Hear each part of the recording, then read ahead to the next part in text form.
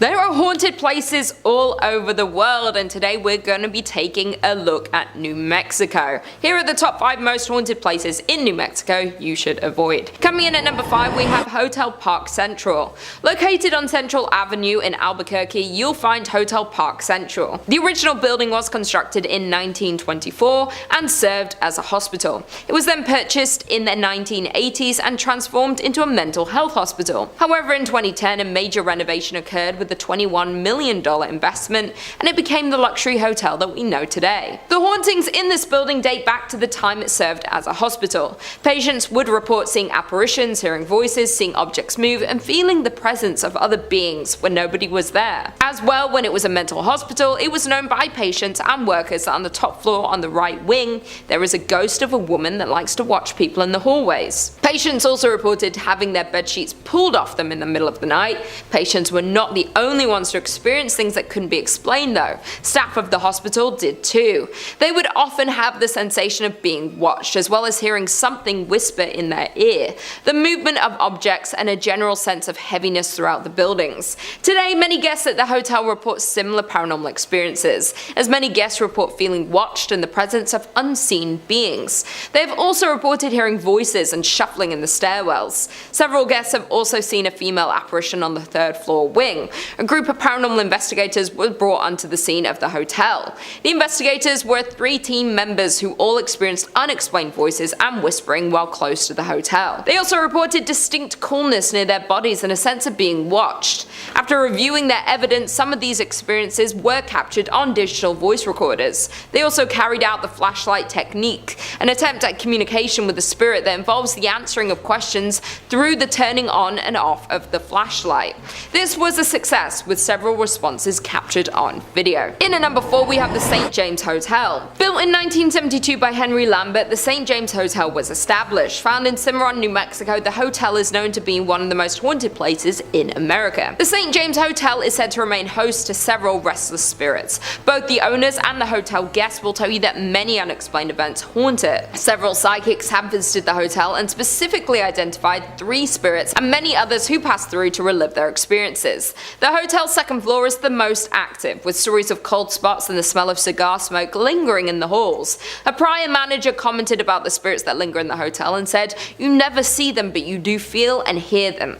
Another report from a former owner states that she walked into the dining room and saw a pleasant-looking cowboy standing behind her in the mirror on the front of the bar. The spiritual activity of the hotel has been featured on the popular television show Unsolved Mysteries and A Current Affair. Room 18 at the hotel is kept locked because it houses the ghost of an ill-tempered Thomas James Wright, who lost his life at his door just after winning the rights to the hotel in a poker game. Having been injured from behind, Wright continued into the room and slowly met the end of his life. Because of the tragic accident that happened in room 18, it is known as one of the scariest and most haunted rooms. This can be seen with one former owner who said she was pushed down while in the room, and on another occasion saw a ball of angry orange light floating in the upper corner. The staff considers the room to be the most haunted, and people are rarely allowed to enter this room, much less sleep in it. Rumors abound that when the room was rented, several mysterious deaths occurred there. Other unknown entities are also said to roam the hotel, creating a host of paranormal activities. Staff report that items constantly fall off walls and shelves, and electrical equipment at the front desk behaves unpredictably. Others have reported cold spots throughout the historic inn, lights that seemingly turn on by themselves, feelings of being watched by unseen eyes, and cameras that cease to work inside the hotel, strangely returning to normal after leaving St. James. Number 3 on this list is St. Augustine's Lighthouse. Ah yes, the haunted lighthouse. A true classic. Thrillist says St. Augustine's iconic lighthouse is a Florida landmark built in 1874. But climb up its 219 steps, and it's not just the views that will take your breath away. First, there's the ghost of Joseph Andrew, the original lighthouse keeper who fell to his death while painting the 165-foot tower. Then there are the Pity's 2 daughters who were playing with a building cart when it broke loose and slid into the nearby bay, drowning them both. While the girls giggle and run up and down the lighthouse steps, Joseph has been reported smoking cigars at the top of the lighthouse, keeping watch over his forever home. You know guys, if I had to be a ghost, then being Joseph wouldn't be the worst. I get to look out at the pretty scenery at the top of my lighthouse where hardly anyone bothers me, and I get to smoke cigars all day. Like, obviously I wouldn't want to be a ghost, but if I had to be, then this wouldn't be that bad. Either way, I'm not a ghost now. I am very much a human being, and if I want to stay a human being, then I recommend avoiding this place. It can obviously be very jarring to see two little ghost girls running around, and even though all of these ghosts are supposed to be pretty chill, we know that the paranormal can be unpredictable. I'm sure that there are tons of other non-haunted Florida lighthouses around if you're really pining for a good view. Number 2 on this list is Fort East Martello. If you don't like dolls, then you really won't like this one, guys. Thrillist says, if there is one rule all Floridians follow, it's do not mess with Robert the doll. The 4-foot figurine has terrorized anyone who hasn't taken him seriously since he was gifted to artist Robert Jean Otto in 1904. Otto blamed any mischievous act around him on Robert the doll, effectively coining the oft-repeated Robert did it mantra. The doll currently holds court inside Fort East Martello, where he lives inside a glass case surrounded by a constant soundtrack of haunting xylophone music. The room evokes a heavy air immediately upon entering, and the walls are papered with apology notes from cocky tourists who've dared cross the world's most haunted plaything. Even the Prince of Darkness himself, Ozzy Osbourne, felt Robert's wrath when he suffered a series of health mishaps shortly after dissing the doll on his reality show. I don't like dolls, folks, especially the haunted variety, so this entry obviously had to make the list. Clearly it curses you after you see it because people literally have to come back here and ask for its forgiveness. I don't know if the notes work or not, but I guess that's all you can do when you're dealing with a haunted doll. Hopefully this doll can just chill out and stop haunting people, but in the meantime, I just flat out avoid going to this place in Florida altogether. And number 1 on this list is Casa Monica Resort and Spa. It really sucks that this place is so haunted because it's truly beautiful. Thrillist says St. Augustine's fanciest hotel is also its most haunted. In fact, this 5-star Mediterranean revival haunt is a hotbed of spectral activity. Children are heard running along the 4th floor, but no one is there. The radio in the Ponce de Leon suite randomly comes on, but no one's there. Guests of room 411 wake up to people staring at them,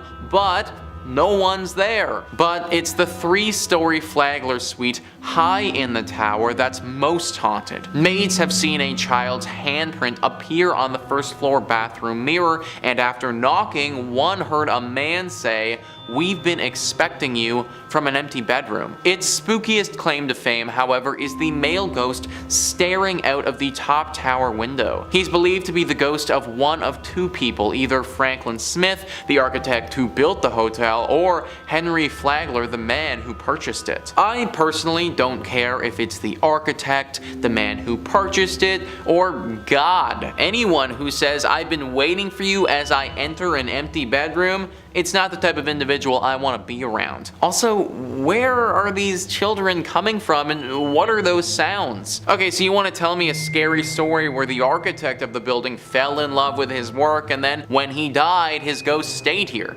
Alright, fine, I can buy that, I can believe that, but like, what are the children doing here? What do they have to do with this place and the architect? Maybe this is just one of those spots where it doesn't matter what happened here, it doesn't matter what will happen here in the future, it's just always destined to be haunted. Number 5 on this list is Villa Paula. This haunted place is located in Miami and has quite the interesting guest in the backyard. Thrillist says, this stately white mansion was originally constructed as the Cuban consulate in the mid-1920s, home to Consul Domingo Millard and his wife, Paula. The Cuban-born Paula was known to spend her days playing piano and drinking Cuban coffee until she died from complications from a leg amputation in 1932. Legend has it that Domingo interred his late wife in a sarcophagus laid in the backyard. The sarcophagus is still there now, covered by ficus tree roots and nearly impossible to reach. Whether or not it actually contains her mortal remains is debatable at best, but reports of her ghost persist. It's said her ghost is in different rooms there, says History Miami's Dr. Paul George. People who've lived at Villa Paula since have had existential kinds of experiences. Among them, phantom coffee smells and piano playing, a one-legged woman roaming about as well. So there is a literal sarcophagus just chilling in this person's backyard. Can you imagine having that just show up on the house listing? I'd be like, no, we are not okay with that. I'm kind of surprised that no one has gone to go deal with the sarcophagus before. I mean, you can't just leave this thing down there like that and expect the ghost to just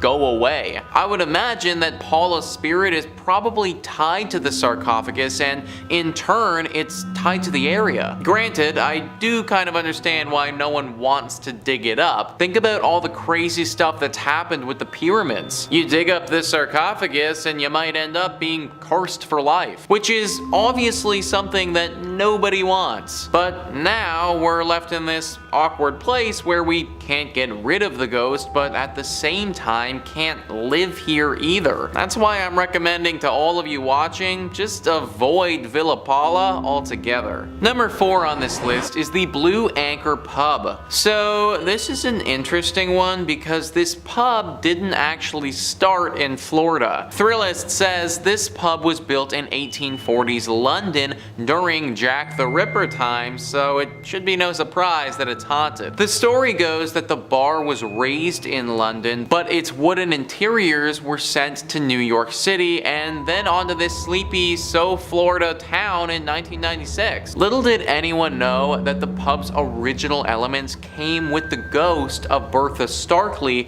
a cheating wife who was murdered by her husband. Today, she can be heard rattling pots, knocking things over, and wailing in the middle of the night at the Blue Anchor. Every night around 10 p.m., the time that she was murdered, Bertha likes to remind everyone she's still here, so the current owners ring the ship's bell to scare her away. So, first thing, I've never actually heard of that before, where they take a building from one continent and then just decide to move it over to another continent. This bar must look pretty cool on the inside to go to all that trouble though. Obviously, this was a bit of a mistake and everyone would have been better served if we relocated this thing straight to the dump. Bertha doesn't care if it's in London or America or anywhere. As long as the structure of this pub is still intact, her ghost will still be floating around, which makes it very hard to enjoy a night out at this place. Like, imagine drowning several pints, going to take a piss, and then getting ambushed by some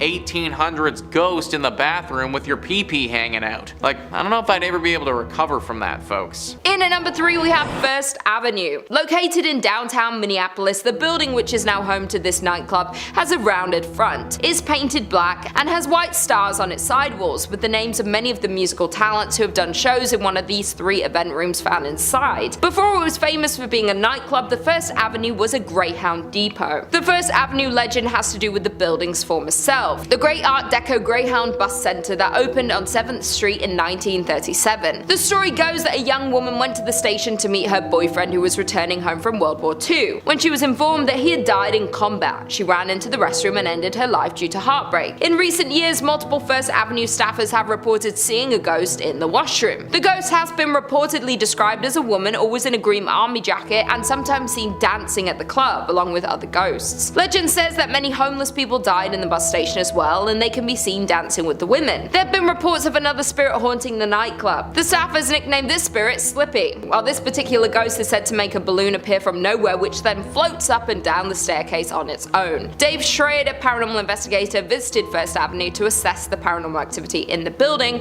multiple times and has concluded that the building is indeed haunted by many spirits, indicating that the record room is the most active area of the site. While DJs that have played at the venue have reported frequently hearing strange noises through their headphones, such as growls, voices and screams, other performers report their equipment being pushed off stage with no explanation. In at number 2 we have Schmidt Brewery. Schmidt Brewery became the largest in Minnesota by 1860, producing 1,200 barrels annually and shipping them as far south as Tennessee. It was restructured as the St. Paul Brewing Company in 1898 before being sold to Jacob Schmidt soon after in 1900. Since its opening in 1884, many ghost hunters have visited the Schmidt Brewery to experience some of the many rumored paranormal activities. The brewery has been the site of many constant unexplainable instances, from fires to people losing their lives to terrible accidents. This place has seen a lot of scary sights. While the victims of these events linger around to haunt the grounds of the brewery, even though the building is now used as an artist's loft, that doesn't take away the scary history of the Schmidt Brewery. While most of the ghosts that haunt the grounds of the old brewery have to do with ordinary brewery workers dying in terrible accidents, in 1896 2 workers lost their lives in an explosion. Furthermore, in 1902 a worker fell down an unmarked elevator shaft. Additionally, in 1904 Matthew Colo, a worker whose job was to light gas lamps in the brewery, lost his life from inhaling flames. Schmidt Brewery has been a St. Paul haunt since 1855 for more than a couple of reasons, when owner Jacob Schmidt took down the original North Star Brewery sign,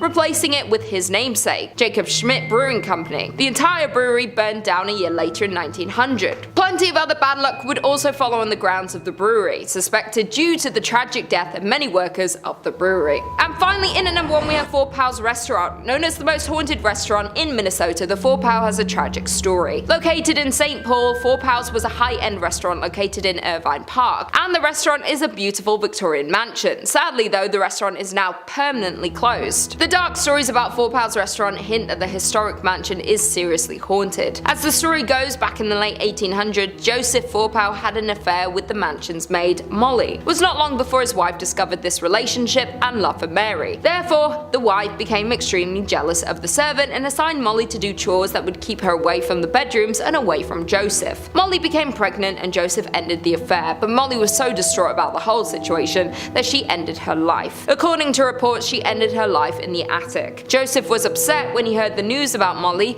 that he figured he could not stay in the house where his beloved died. One day he went out for a walk and ended his life as well. Since then, restaurant guests and employees have reported creepy sightings of a woman dressed in 1800s attire, lights turning off and on by themselves, and strange noises coming from the attic. In one case, the disturbances were so chaotic that led to an investigation by the St. Paul police, whose canine dog refused to enter the attic. It is said that Joseph and Molly both haunt Forepaugh, but many guests have said Molly is more active spirit. People say they have seen the two walking around the dining area, but Molly bangs on walls and smashes glasses. Some people say they can smell her lavender perfume. That being said, Mr. Forepaugh is also sometimes seen, and his ghost has been reported wearing a dark waistcoat, silk vest, pinstripe trousers, and a derby hat. He can be seen going to the basement, at which time the lights flicker and shuffling noises are heard. He roams the house and has been caught on film many times. The former staff of the restaurant have also reported on many occasions when they would go floor by floor turning off lights as they close down for the night. Then when the staff members get in their cars to leave, they'll notice the top floor light is on. Nevertheless, if the restaurant is haunted, the story of Mr. Forepaugh and Molly is one of the most devastating to date. In at number 5 we have House Hotel. This hotel is not only considered the most haunted place in Minnesota, but to some it's considered the most haunted place in America. Located in Sauk Center, the hotel has been visited by paranormal activity investigators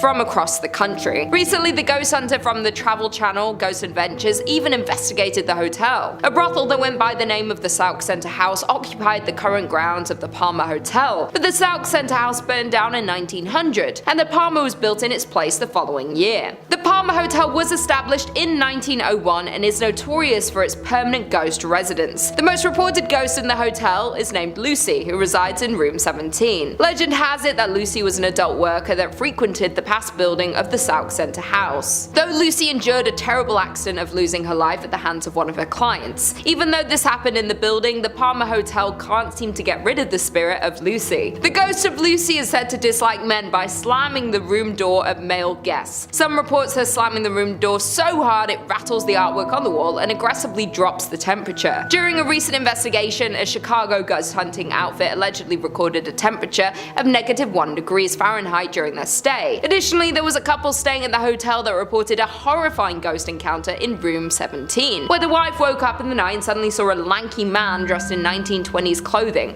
standing at the foot of the bed. Other active areas include the bar in room 22, home to a spirit named Raymond, rumored to be Lucy's manager. One employee of the Palmer House Hotel has confessed that their favorite paranormal experience is when guests complain about how noisy the people above them are, even though they are on the top floor. The ghost encounters and paranormal activity is so frequent at the Palmer Hotel that the current owner, Kelly Freezer, didn't believe in ghosts, but this changed when she became the owner of the hotel. In at number 4 we have the soap factory. The soap factory was at its peak during the soap boom of the 1880s, though now the factory has been left abandoned. The soap factory is one of the oldest factories in Minneapolis. While the process of making soap required lots of fats, lie in extremely hot temperatures, therefore it wasn't the most glorious or safest workplace in its day. Furthermore, the fats came from animal carcasses, thousands of them. The flow of blood and skin leaked into the Great River next door in the turn of the century. The building's smell of flesh made it a hot spot for stray dogs that the city paid to be rounded up and sent to the end of their life. If that's not creepy enough, there are legends regarding malpractice taking place at the factory, with animal fats from local restaurants taken to be made into soap. And there were also rumors of child labor at the factory, but whatever you choose to believe, there is no denying that the site contains negative energy. Now the basement of the abandoned factory is used for haunted tours.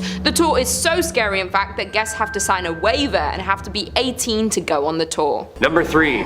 The Old State Penitentiary, 1885. The Old State is located 15 miles south of central Santa Fe and is an active men's maximum security prison that was built in 1885. Acting as a prison system for the US, the prison saw 3 massive riots in its entirety, including 1922, 1953, and the worst and most bloody riot of all, 1980. One of the worst prison riots in American history. It's presumed to be the reason behind its haunting reputation. On February 2nd, 1980, several inmates initiated a riot which led to the inmates gaining control over the prison for a full day and a half. Unfortunately at the time, post-70s, the prison was overcrowded, underfunded, and riddled with untrained, fresh-faced security guards with the rampant need for excess bodies due to the overgrowing inmate count. After escaping and organizing this event, the cellmates then tortured 12 prison guards and brutally murdered 33 other inmates. These riots soon became medieval in nature, gruesome, and truly evil. The most famous area for paranormal sightings can be heard and seen around cell block 4. Men here were brutally butchered, dismembered, decapitated, and some even hung up on the cells and burned alive. This section of the prison was closed in 1998 and is now referred to as Old Main. As if that history isn't dark enough, witnesses and researchers claim that there's a ton of spirits that roam this prison. Dark figures and ghostly shadows have been seen roaming the cells and halls, unexplainable slamming of cell doors, men's voices, strange noises, and even echoed screams can be heard at this location. This is why I don't even jaywalk, people. Stay a couple nights at this haunted prison looking at axe marks on the ground? Yeah, no, I'm getting my phone out right away. I know exactly who I'm gonna call. Yeah. Number 2, the Amador Hotel. Located at 251 West Amador Street at the corner of Water Street and Las Cruces, which translates to the Crosses, an area in New Mexico spanning as far back as the settled early 1800s, was thought to be an early mass gravesite for the amount of crosses present in the city. The Amador Hotel has stood serving the community in multiple ways over the years, including a courthouse, a post office, a bank, hotel, and even a county office center. Yeah, can I get 2 stamps, please? Thanks. Built in 1866, the Amador Hotel is a popular Las Cruces ghost tour, and some of the rooms were even used as jail cells. Hey, you're grounded for 15 years to life, I don't know. The courthouse was completed in 1885. Amador added another story to the remaining structure, and Amador Hall became a community center where people conversed in drinking and in storytelling. During tours, guests have reported seeing shadowy figures lurking in the hallways, numerous cold spots, flashlights turning on and off by themselves, and having their arms even touched or scratched. Oh yeah, that's it. Just a little to the left. That's perfect. Some even say it's the work of a little ghost girl named Annie, who frequently visits the room on the 2nd floor. Giggling. Like, giggling is great and all until like a 200-year-old spirit giggles right in your face. Like, what is still funny? This is terrifying. Joke must have been that good. Little ghost girls? Yeah, that's the scariest ghosts imaginable. 100%. The Amador Hotel ghost tour starts at 8 p.m. and during a visit through the tour of the grounds, history and ghost hunting begins. I'm a strict matinee ghost hunter myself, only during the day, or never. Or like around brunch, that's like perfect, nice and sunny. And coming in at number 1, Double Eagle Restaurant. If you're heading down to Mesilla, New Mexico this weekend and enjoy burgers and ghost stories, well, then the Double Eagle Restaurant is a must stop for you. Known not only for the world's largest green pepper chili burger, this blast from the past decorated head to toe in its luxurious upscale Victorian decor is now the home to 2 prominent and active restaurants, the Double Eagle and Pepper's Cafe. Alright, here we go, let's dive in. Possibly the world's most haunted restaurants, originally owned by the Mace family, owning one of the leading and most lucrative import-export businesses in Santa Fe, was Senor and Senora Mace. Senora Mace expected only the best for her eldest son, Armando. Mothers and their sons, right? Always imaginarily wiping something off their faces. Come here, there's more. There is grim history here, involving 2 forbidden star-crossed lovers and a pair of sewing scissors. Thank you.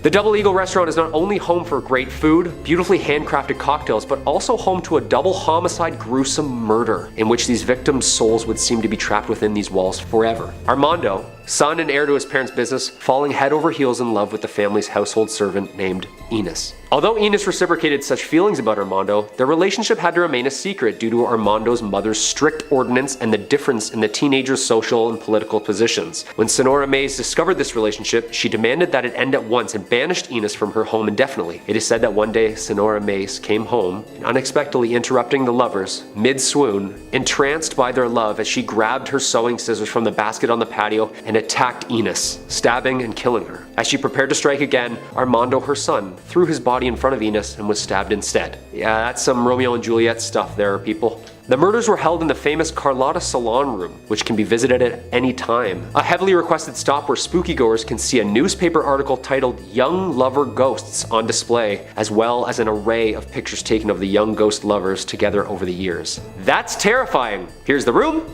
here's what happened, here's some proof.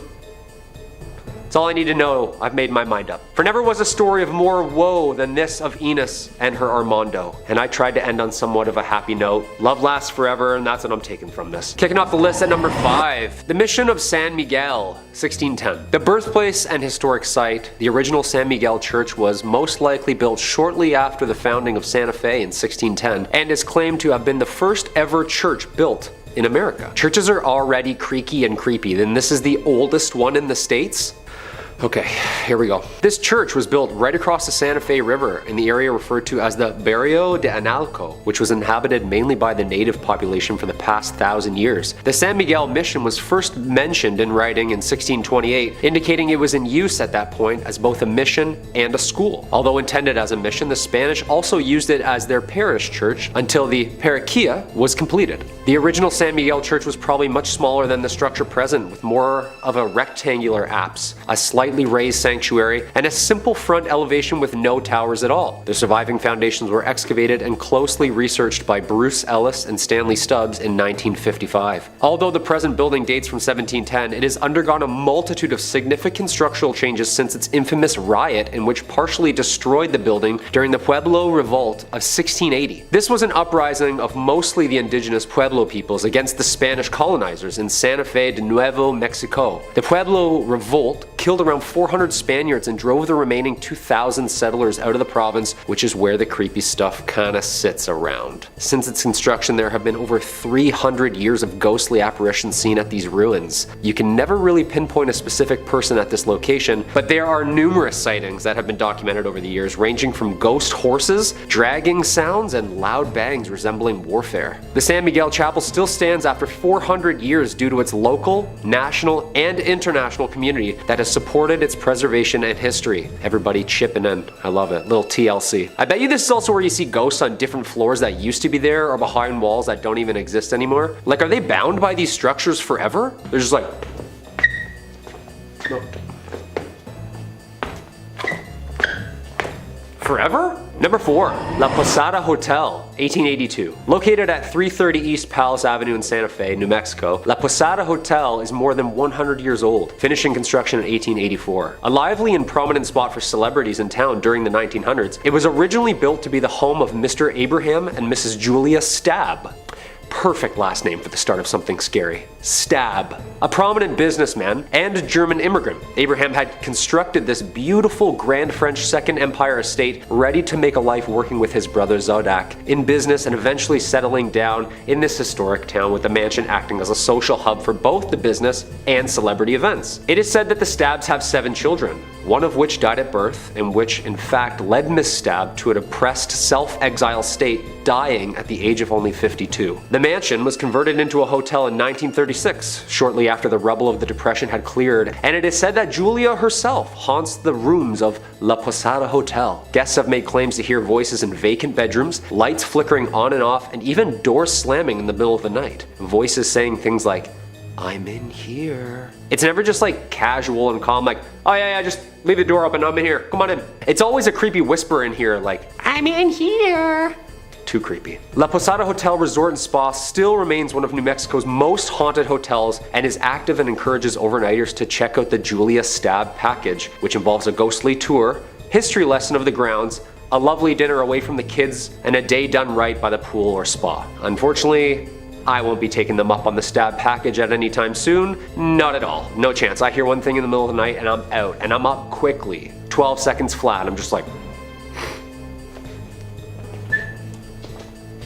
Number 3 on this list is the Pfister Hotel. This one has been around for a while and has got a lot of people scared who've stayed here.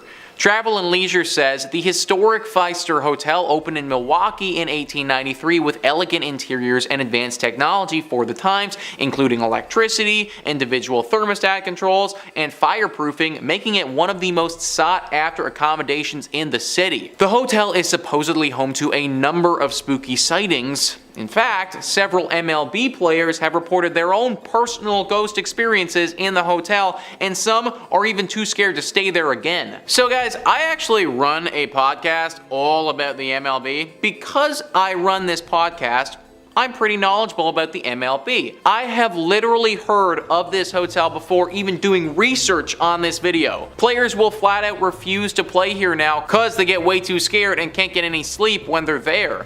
Then obviously when they play their game the next day, they suck because they just spent the entire night basically fending for their lives in this haunted hotel. It's really too bad that it has to be this way because this is apparently one of the nicer hotels in Milwaukee. It's definitely one of the oldest, and back then it was the best place to stay if you wanted a luxurious night. Hopefully the ghosts that reside here eventually leave and we can all enjoy it once again without getting completely haunted. Number 2 on this list is the Emily Morgan Hotel. The Emily Morgan Hotel is located in Texas and is probably the most haunted in that entire state. It wasn't always the lovely and renovated hotel that it is today. Prior to this being a beautiful place to stay, this was actually a hospital and a place for doctors to stay. Obviously, during that period, it saw a lot of illness and death, and that has tainted the space. But believe it or not though, this isn't the only set of tragedies that this location has seen. Before it was a hospital, before it was anything at all, on this very site where the hotel currently sits was the Battle of the Alamo. The Battle of the Alamo was one of the most critical battles in the Texas Revolution. The battle lasted for 13 brutal days in 1836. It was between the Mexican soldiers and the Texan soldiers. The Mexican soldiers won out and killed every single one of the Texan soldiers who were there defending their fort. This battle is one of the most famous in American history for how horrible and brutal it was. It's no wonder that the land here is haunted and will infect basically anything that's built here. It also doesn't help when the hotel used to be a hospital which saw its fair share of horrible things too. Nowadays, this hotel has a whole cast of paranormal characters.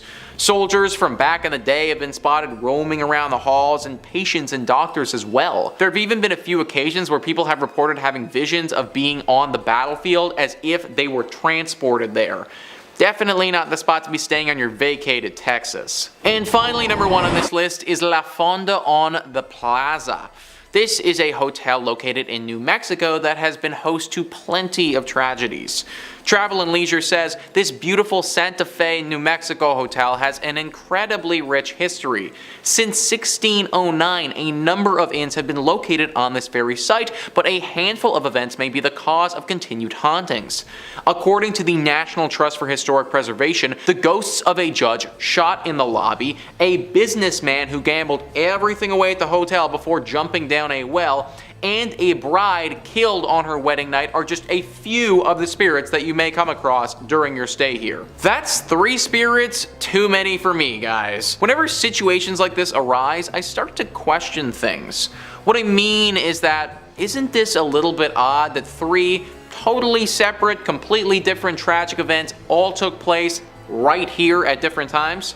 Sure, it could be a coincidence, but it seems like a rather sad one if you ask me. Maybe there was always something about this space that was just a little off. Maybe people who come here just get hit with horrible luck. Maybe this hotel was built on some sort of ancient ground that it shouldn't have been built on, and this is the horrible reaction. I obviously can't say for sure, but something's fishy about this hotel, and I wouldn't recommend checking it out if I was you. Number 5 on this list is the Hay Adams Hotel. This hotel is located in Washington, D.C. and has quite the history to it. USA Today writes, quite possibly the most famous hotel in the capital, the Hay Adams has hosted many a politician, including the Obamas before inauguration. In 1884, best friends John Hay, Abraham Lincoln's private secretary and later a Secretary of State, and Henry Adams, the author and descendant of John Quincy, built their homes on the plot of land where the hotel now sits. In 1927, 9 years after Adams' death, the houses were razed and replaced by the hotel that stands today. Adams' wife, Marion Hooper Adams, killed herself on the site in 1885, and her spirit reportedly haunts the hotel. Guests and staff say they can hear a woman crying softly, disembodied voices, and doors opening and closing on their own. What is it about hotels and people taking their own lives? It feels like so many hotels are haunted because someone left the world far too early, and usually it was their decision to do so. Marion Hooper Adams is no exception, and she has made this hotel a very inhospitable place to stay. Sometimes you hear the faint cries of a creature or spirit and they go away, but apparently her spirit absolutely wails. All the time there are screams and crying heard. In fact, it's so repetitive that it gets less scary and more of an annoyance than anything else. People literally just can't sleep at night because they're constantly listening to her crying over how her life ended. It's also a nuisance when they find things missing all the time. Marion likes to move things and steal items. Oftentimes, the valuables of these people are gone if they leave the hotel for an extended period of time and then come back. Now, maybe this part of the legend is actually just one of the hotel workers stealing stuff and blaming it on her, but either way, things will go missing if you stay here. It's overall just a horrible experience being at this hotel for an extended period of time, and I wouldn't recommend it to anyone. Number 4 on this list is Hotel Provincial. Located in New Orleans, this hotel is teeming with paranormal energy. USA Today says the 2-story Hotel Provincial with 94 rooms in the historic French Quarter is a retreat into old New Orleans. Like many New Orleans properties, it also claims to be a popular paranormal activity hub. Like other area hotels, the property acted as a medical facility for wounded Confederate soldiers and is said to still possess their spirits. From distressed soldiers and operating doctors to pools of blood, guests have reported it all. If actually staying at the property seems too spooky, it's also a stop on many walking ghost tours of the city as well. Pools of blood, guys. Literal pools of blood. Just imagine walking into your hotel room after a long day of doing stuff, getting in your PJs, moving the comforter over to your bed to slip in, and then seeing a bunch of blood just ooze out. This has actually happened to people before. That would absolutely scar me for life if something like that ever went down. Not to mention people actually getting physically scarred when they come here. People have reported getting attacked by unknown paranormal entities while staying here. Waking up to a spirit completely ravaging them and having no idea how or why it's happening. This is not the type of hotel that you want to stay at, and you will literally risk your safety if you do. Coming in at number 3, we have Van Dusen Mansion. In 1892, In 1892, grain baron George Van Dusen built a monumental mansion for his family. With 12,000 square feet, 10 fireplaces, a turret, and a $45,000 price tag, the home was a symbol of turn-of-the-century prosperity. After 2 generations of Van Dusens moved out in 1937, the building had been used to house almost everything except a family since, being used as a school, training medical facility, and even a college throughout the years. It was vacant in the late 1930s and spent 20 years as the College of Commerce. It was home to Hamline University Law School, then the Horst International Education Center. In the late 1980s, the castle fell on hard times and became little more than a flophouse. By the early 90s, it was headed for the wrecking ball.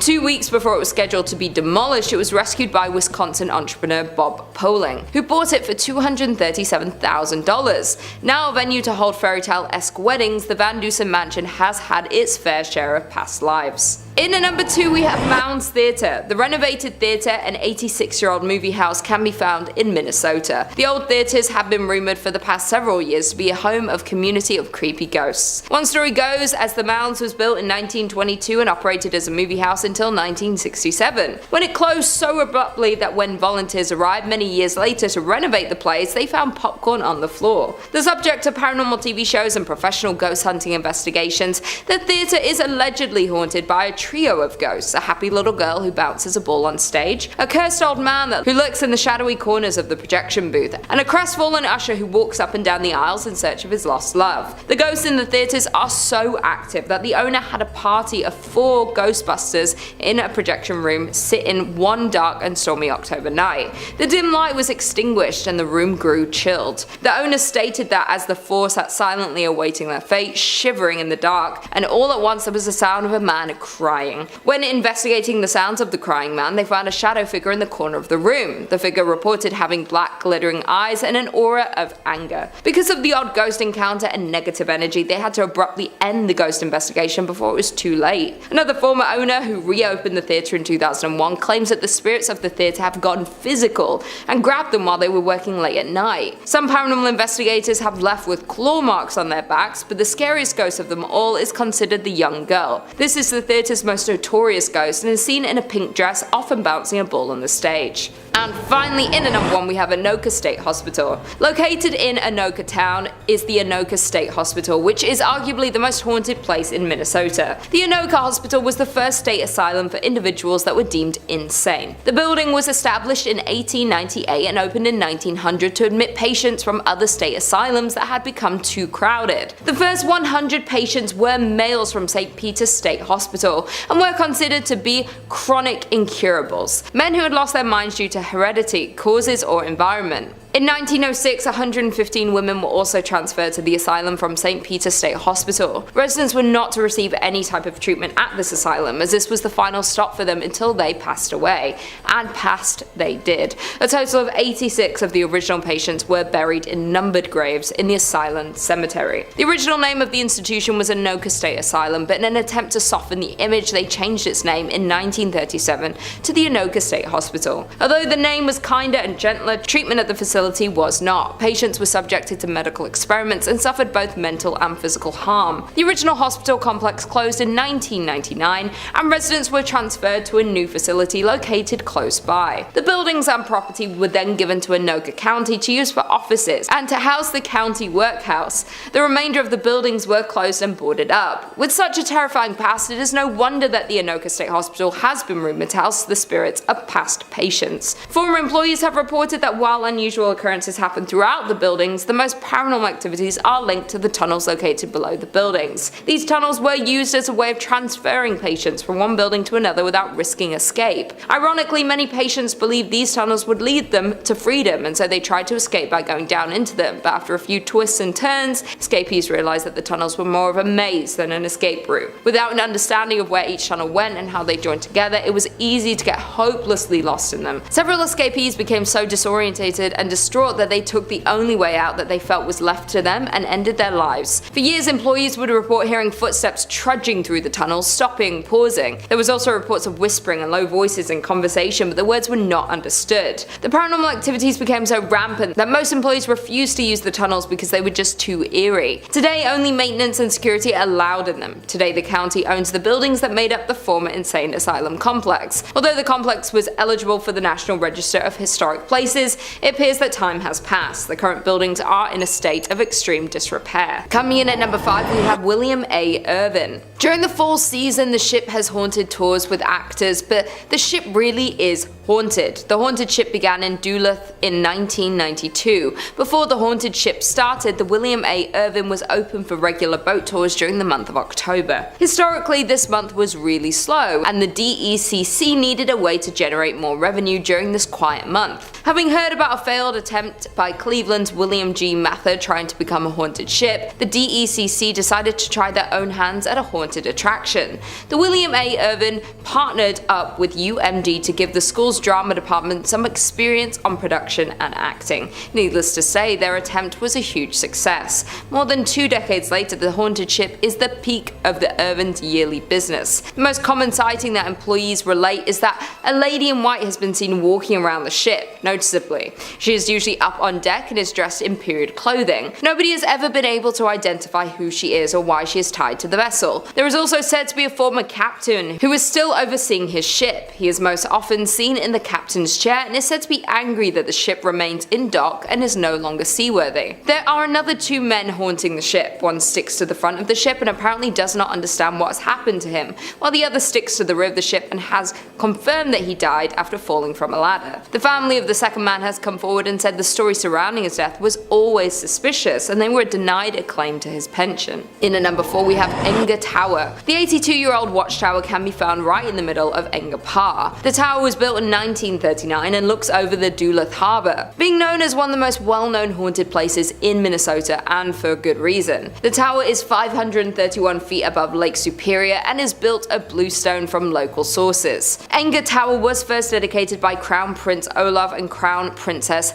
Martha of Norway on June 15th. It was built as a tribute to businessman Bert Enger, who passed away in 1931. The dedication was in honor of Bert Enger, a native of Norway who came to this country and became a successful furniture dealer. At the time of his death, Mr. Enger donated 2/3 of his estate to the city of Duluth. This included the land known as Enger Hill, which along with Enger Tower is also the home of Enger Park and Enger Golf Course. The tower can be seen almost anywhere throughout the city and has since been restored. There is a local legend that a man took his own life in 1948 by jumping off the 5th level of Enger Tower. They say his body has been found hours later but was never identified. That being said, there are numerous ghost stories of visitors seeing a man on the 5th floor of the tower before entering, but when they reach the top, he is gone. Number 3 on this list is the Kentucky State Penitentiary. We always got to include the creepy jail in one of these lists, guys, and this is Kentucky's. Virginia Travel Tips says the Kentucky State Penitentiary is situated near the Tennessee border on a sharp bend in the Cumberland River. In the 1800s, a maximum security jail was built there. It is a gorgeous place from afar, but up close, it is a death and ghost machine, according to a local author and paranormal investigator. Thousands of men have been executed in the prison's electric chair known as Old Sparky. During his death row cell inspections in the late 1980s, a guard had a terrible incident where no one stayed. He was greeted by a prisoner who was reading the Bible. When he returned to his office, he asked about the prisoner's meal, only to discover that no one was in that cell. When he returned to the cell, he discovered that it was empty except for a small Bible on the floor. Yeah, kinda weird. More strange occurrences were recorded around the institution, with many reporting seeing a reflection of an inmate who attempted to shock them. Okay, so honestly guys, I want to take this as seriously as possible, but Old Sparky? Like, imagine dying in a thing called Old Sparky. Like, I think it's meant to electrocute people, but why does the killing chair sound so cute? Kinda sounds like something that you name your dog, not a murder weapon. Anyways, Old Sparky has certainly done its job though, and now the place is super haunted. Most of the prisons we talk about on this channel you can go visit if you like, because they're all typically abandoned. That's not the case with this one though. The Kentucky State Penitentiary is still fully operational and has tons of prisoners in it. Not only do these people have to chill in jail, but it just so happens that their jail is also haunted. Number 2 on this list is Mammoth Cave. So we actually spoke about Mammoth Cave on this channel before in our series about top 5 terrifying caves where evil awaits, so if that interests you, then go check it out. It made that list because it was super haunted, and naturally it has to make this one as well. It is, as you'd expect, located in Kentucky. It is the biggest cave in the state by far, which is why it's named Mammoth Cave. Most of the cave has been unexplored, which is kind of nuts considering we've already seen about 400 miles of it up until this point. This has been an area of interest to people for thousands of years. Back 4,000 years ago, it's believed that people used this cave to bury their dead. This was the first encounter this cavern saw of death, but it definitely wasn't the last. After the War of 1812, these caves were sold off and used as a place to mine salt. The workers of these mines were slaves and oftentimes were worked to death down there. After the salt had been mined, this place functioned as a spot for sick tuberculosis victims to go. Obviously, this created more death in this place and just contributed to what is a very haunted area now. Today, we get an array of ghostly apparitions popping up to people. Ghosts from all the way back 4,000 years ago have been seen, still lingering and clinging onto this cavern. People have seen the visions of slaves calling out for help and ghosts of sickly individuals as well. H.P. Lovecraft, one of the most famous fantasy horror writers, was inspired by this cave. Anything that inspired that guy is probably a spot that you want to avoid. And finally, number 1 on this list is Nada Tunnel. What is it about tunnels that's just so creepy? It feels like there are a few locations in the world that seem to attract paranormal activity, and tunnels are definitely right up there. Virginia Travel Tips says Nada Tunnel, also known as the Gateway to Red River Gorge, is located in Powell County, Kentucky. Works of a 1-lane tunnel on a 2-way road began in 1910 and concluded in 1911. Drills and dynamite were used to rip through the limestone rock during construction, and one worker died while attempting to dissolve a stick of frozen dynamite by placing it next to the fire, which, resulted in the dynamite exploding. As a result, the man's spirit is claimed to haunt the Kentucky Tunnel. Others allege that the location is haunted as a result of a climber who died in this region. These incidents are linked to the mythology of a green orb appearing in front of the tunnel. If you plan to enter the tunnel, keep in mind that it only fits one automobile at a time, therefore check for other car headlights before proceeding. This is one of the coolest haunted places in Kentucky for the sake of it being engulfed in nature. So it may look really cool, but the haunted nature of this spot makes me think that it should be avoided. Man, imagine literally getting blown up by a stick of dynamite. Like, that might actually be the worst. Granted, my dude did stick the dynamite literally right next to a fire, so I feel like he might have brought this one on himself a little bit. I'm not really sure how the climber would have died in this tunnel, but you gotta imagine that he screwed up if he was climbing in a tunnel. Either way, the spot is definitely riddled with these spirits, and they manifest themselves as this glowing green orb. Now, there haven't been too many reports of this thing being super dangerous, but it is definitely creepy to say the least. Locals don't really travel down this pathway for fear of the orb and what it could potentially do to them. Also, on a total side note, I just want to bring up the fact that this is a 1-way tunnel on a 2-lane road. Like, how dangerous is that, guys? What if it's foggy or something and I can't see all the way down the tunnel to the other car? That is literally the dumbest road design I have ever heard of. Maybe the legend was just created by the locals because they know how dangerous this freaking tunnel is. Regardless of what it is, I recommend staying away. Number 5 on this list is the Seelbach Hotel. Seelbach Hotel is located in the heart of Louisville and has been there for quite some time. Virginia Travel Tips says, in 1905, the Seelbach Hotel in Louisville opened its doors. For more than a century, this exquisite historic hotel has functioned as one of Kentucky's most important historical landmarks. The hotel, on the other hand, is notorious for its ghostly activity. Patricia Wilson, the Lady in Blue, is one of the hotel's most famous sightings. She was a woman who had recently divorced her spouse and intended to meet him later at Seelbach to try and work out their differences. Unfortunately, her husband died in a car accident and never showed up. She was devastated by the loss and she died not long after that. As a result, guests notice a woman in a blue outfit strolling around the hotel. Other ghosts have been reported at the hotel, and they include a woman dressed in old, worn-out clothing who was approached by a staff member attempting to communicate with her, but then she disappeared.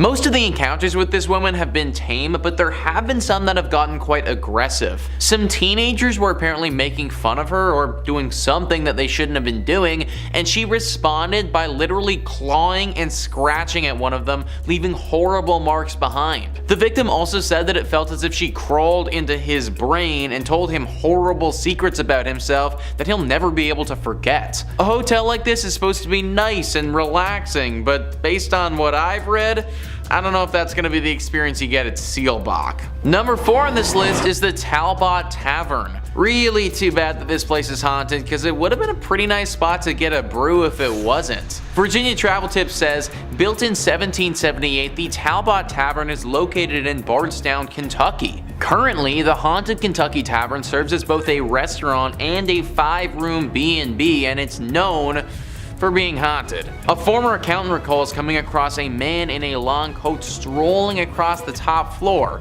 He then turned to face her and began laughing uncontrollably. Another famous hotel resident was the lady in white who forced a couple to flee the hotel in the middle of the night since she was hovering over them while sleeping. Many workers and visitors to the residence have related accounts such as orbs floating around the rooms, flashes of lights without cameras being seen, objects moving on their own, and doors opening and closing when no one's in the building. I, for one, am not trying to wake up to a ghost just hovering over me, guys. Honestly, it might give me a heart attack and, well, I'd never wake up again. This place is weird because no one really knows why it's as haunted as it is, but there's no doubt that it's teeming with paranormal energy. Pick a different place to go get a drink if you're in Kentucky. Number 3, the USS Salem. Planes, trains, and automobiles. Well, almost. A big boat. The USS Salem, a heavy cruiser built for World War II in 1945, was originally built for action. Its bold, aggressive architecture was one of the last, as it was more of a bluff to its opponents than actually a hero of war. In May 1949, War Departments handed the Salem's helm to Captain J.C. Daniel himself. The ship was built and updated with what was then the latest military tech and weapons, and it was meant to strike fear in whomever or whatever was in her way. Although the ship wasn't used in any action during World War II, it acted as a flagship, training operation, and main purpose as a threat to the naval enemy. It wasn't until the USS Salem had responded to the 1953 Ionian earthquake, or also known as the Great Kefalonia earthquake, as it hit the southern Ionian islands of Greece on August 12th, devastating the entire area. The USS Salem landed on Greek shores and acted as an improvised hospital and morgue, giving it its famous name, the Sea Witch. The ship was decommissioned shortly after its rescue and lays in Boston's harbor as a tourist attraction from all of its dark history. Some of the paranormal activities that arise on the ship include the Burning Man, who smells of rank death and can be seen in the mess hall where the bodies have been stored. Another famous apparition on the ship is the Ghost Girls, who lurk the halls of the ship. Little ghostly figures can be seen and felt on the legs of tour goers. Some people claim that the ship is even home to hellhounds, an aggressive pack of ghostly creatures that roam the ship growling and scratching at closed doors. Yeah, the next time my dog scratches at my door, she's going up for adoption, I'm sorry. Number 2, the Lizzie Borden House. This quaint bed and breakfast located at 230 2nd Street is home to one of America's most haunted and mysterious homes. The Lizzie Borden House gets its haunt from an unsolved murder of Lizzie Borden in 1892. One of the most infamous true crime figures known for her murdering of her father and stepmother with several blows to the head with a hatchet. Oof, ouch. Although acquitted, the killings remain unsolved to this day. This case earned notoriety, and much that the popular local children's rhyme had been linked to this death. Lizzie Borden took an axe and gave her mother 40 whacks. When she saw what she had done, she gave her father 41. That is horrible. On August 4th, 1892, Lizzie's stepmother of 27 was struck 19 times while her father Andrew was hit 11. Although Lizzie Borden was acquitted and found not guilty, the dark history draws in crowds every night for its nightly tour of the premises. The Lizzie Borden room, the infamous room where all of the murders took place, is the most requested and most popular for paranormal overnighters. And not only can you enjoy a lovely inclusive breakfast to yourself, but the nightly house tour, ghost tour, and ghost hunt attracts fans of horror every night of the year. Yeah, that's terrifying. And there's a jingle to it. I don't like that at all. And coming in at number 1, the Salem witch trials. We can't talk about haunted places in Massachusetts if we're not going to bring up the witch trials. And I'm not talking about Sabrina the Teenage Witches, or anything of cute of that nature. These famously documented witch trials need no introduction, and unfortunately lays way to one of the most horrific events based in truth. The site of mass hysteria and hangings of supposed witches took place here and occurred in colonial Massachusetts between 1692 and 1693. More than 200 people were accused of practicing witchcraft, or better known back then as the devil's magic, and 20 were ultimately executed. Eventually, the colony admitted the trials were a mistake and compensated the families of those convicted. Okay, yeah, sorry. I just thought when you sneezed, you didn't say bless you, so I already don't like you, so I figured you were a witch. I'm really sorry. Since then, the story of the trials has become famous in paranoia and injustice, and it continues to baffle researchers to this day. We all know the famous play written by American playwright Arthur Miller in 1953, The Crucible, depicting the mass hysteria and drama during these trials. This was the perfect time if you didn't like someone that a strategic and untimely sinister accusation led to the demise of thy neighbor. I saw Sarah Good with the devil. I saw Goody Osborne with the devil. Who else don't I like? I saw Bridget Bishop with the devil. Abigail. End of Act 1. Since the start of the trials and hysteria in North America, other European countries shortly followed with their own mass witch hunts, resulting in somewhere between 40,000 and 60,000 tried and executed for witchcraft. That's a lot of broomsticks. The Salem witch trials of Salem, Massachusetts is still one of the world's biggest hotspots for mystery and paranormal story. And coming in at number 5, we have the Houghton Mansion. Built in the 1890s in North Adams, Massachusetts, for the mayor himself, Albert Charles Houghton. This neoclassical revival-style mansion sits on 172 Church Street. A family man, Albert was the president of Arnold Print Works, a prominent textile factory in North Adams. His wife, Cordelia, daughter Mary, and himself had owned and lived on the property right up until the fatal car accident which took the lives of the family in 1914. On an early summer morning, Albert and his family, accompanied by another family, Dr. and Mrs. Dutton and their daughter, and of course the family chauffeur himself, Mr. Witters, had decided to head out into the countryside for a leisurely drive, a drive that ultimately took their lives. Unfortunately for everyone on that August 1st morning, after a steep turn, the car lost control and proceeded to screech off the road, resulting in a rolling fatal wreck. All the women in this tragedy losing their lives, with the men barely surviving from the multitude of injuries. On August 11th, just 10 days after the accident, without his wife and daughter, Albert mysteriously died in the home from what doctors think was a broken heart. It is said that 3 ghosts haunt the Houghton Mansion, including Albert himself, Albert's daughter Mary, and the driver, Mr. Witters. The mansion remained with the Houghton family until 1926, when Albert's daughter Florence and her husband sold the building to the Freemasons. This is when the spookiness really started happening. Through its multitude of use throughout the years, additions to this historic site were added on by the Masons, using it for ritual and spiritual purposes, making this story even weirder. Over the years, there have been countless paranormal witnesses claiming that the ghosts roaming the halls of the basement, Mr. Witters himself, guilt-ridden with the responsibility of the crash, and Mr. Witters took his own life shortly after returning home with injuries, and residents that have stayed at the site have claimed that the manly figure aimlessly rummaging through the basement is the driver himself. Among these claims have another spirit lurking in Mary's bedroom. It is said that overnighters have witnessed multiple bright lights and auras flying around the bedroom in the middle of the night. I wouldn't even step foot into this house, let alone set up camp and spend the night.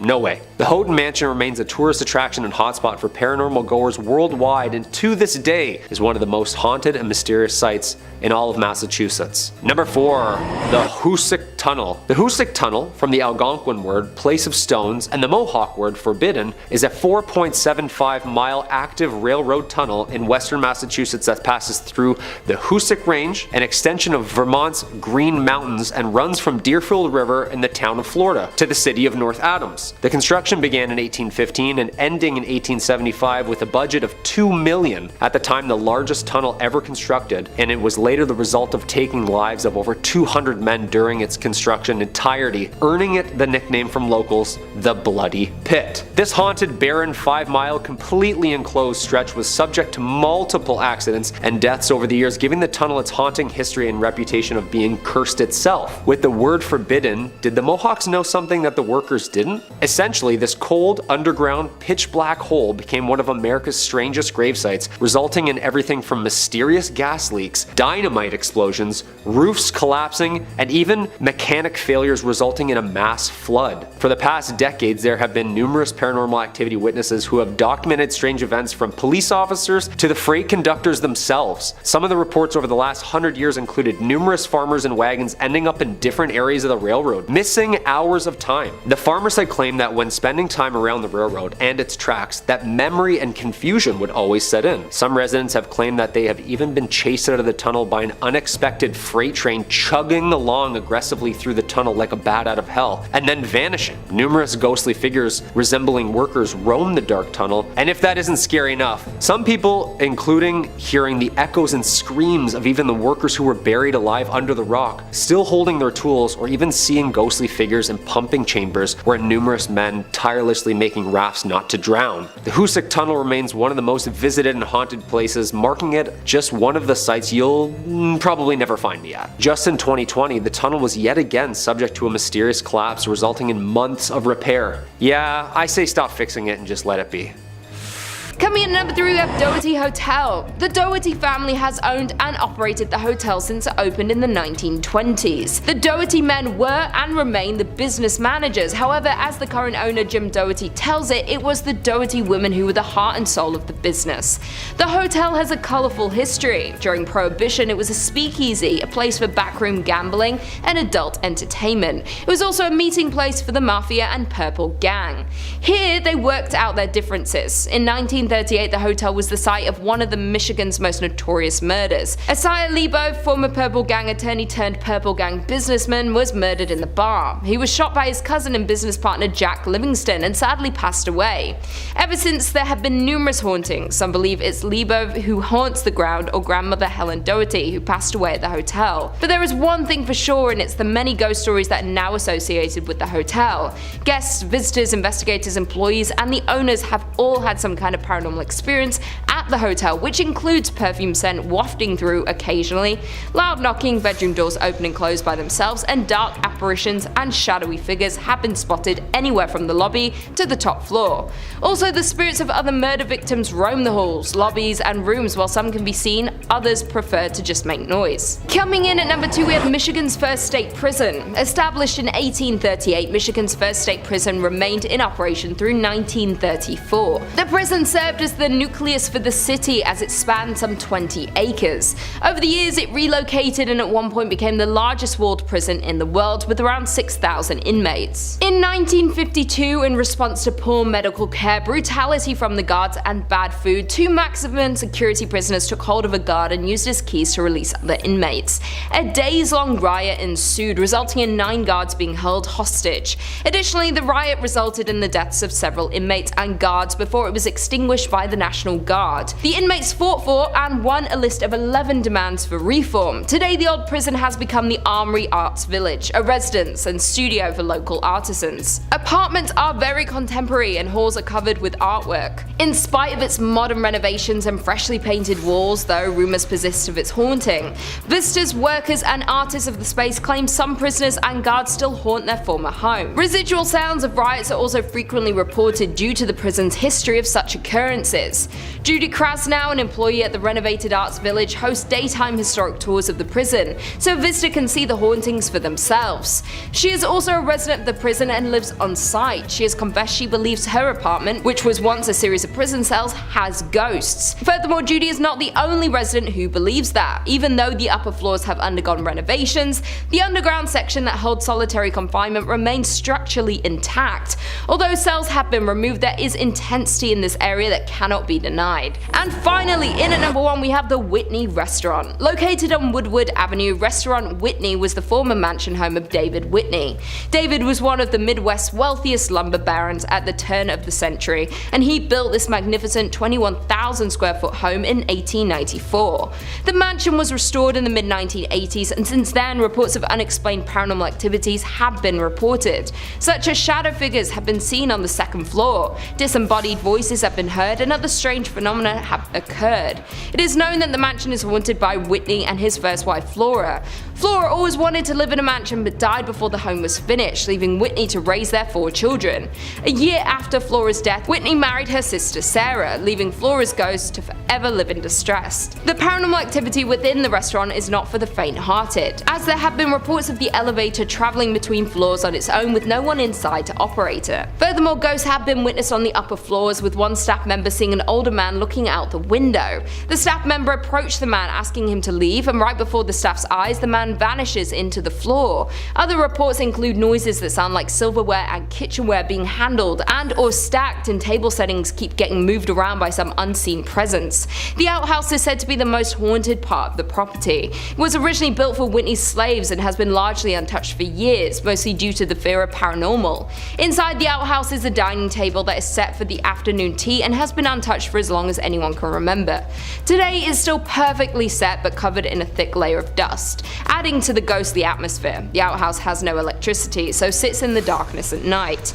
A tour guide who once worked at the Whitney insisted that the building was haunted for his experiences working there.